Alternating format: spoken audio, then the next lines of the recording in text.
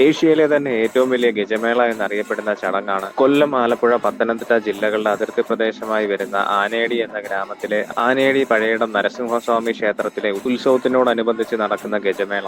ആനേടി ഗജമേളയ്ക്ക് ശേഷം ഏറ്റവും കൂടുതൽ ആനകൾ പങ്കെടുക്കുന്ന ചടങ്ങാണ് തൃശൂർ പൂരം. മകരക്കൊയ്ത്ത് കഴിഞ്ഞു കിടക്കുന്ന വയലിലേക്ക് നെറ്റിപ്പട്ടവും വെഞ്ചാമരവും മുത്തുക്കുടയും ചാർത്തി ഗജവീരന്മാർ അണിനിരക്കുന്ന ഒരു ചടങ്ങാണിത്. 60ഓളം ഗജവീരന്മാർ അണിനിരന്ന ഈ ചടങ്ങ് ശരിക്കും പ്രൗഢഗംഭീരമായിരുന്നു. 100-ൽ പരം ആനകളുടെ അകമ്പടിയോടുകൂടി ഗജമേള നടത്തിയാൽ ക്ഷേത്രത്തിന് നഷ്ടമായി പോയ സ്വർണ്ണക്കൊടിമരം തിരിച്ചു കിട്ടും എന്നാണ് ദേവപ്രശ്നത്തിൽ തെളിഞ്ഞത്. എന്നാൽ ഇതുവരെ 100 ഗജവീരന്മാരെ ഒരുമിച്ച് കൊണ്ടുവരാൻ സാധിച്ചില്ല എന്നാണ് അറിയാൻ സാധിച്ചത്. 98 ഗജവീരന്മാരെയാണ് ഇതുവരെ ഉൾക്കൊള്ളിച്ചതിൽ വെച്ച് ഏറ്റവും വലിയ സംഖ്യ എന്നും അറിയാൻ സാധിച്ചു. മകരത്തിലെ അത്തം മുതൽ തിരുവോണം വരെയുള്ള 10 ദിവസങ്ങളിലായാണ് ഇവിടെ ഉത്സവം നടക്കുന്നത്. തിരുവോണ ദിവസത്തിലെ ആറാട്ടിനോടൊപ്പം തന്നെയാണ് ഗജമേളയും നടക്കുന്നത്. പരമ്പരാഗത വാദ്യോപകരണങ്ങളുടെ അകമ്പടിയോടുകൂടിയ ചടങ്ങുകൾ കാണാൻ അക്ഷരാർത്ഥത്തിൽ ജനസാഗരം തന്നെയായിരുന്നു ക്ഷേത്ര പരിസരം. ഗജമേളയ്ക്കൊപ്പം തന്നെ കെട്ടുകാഴ്ചകളും ക്ഷേത്ര പരിസരത്തായി ഉണ്ടായിരുന്നു.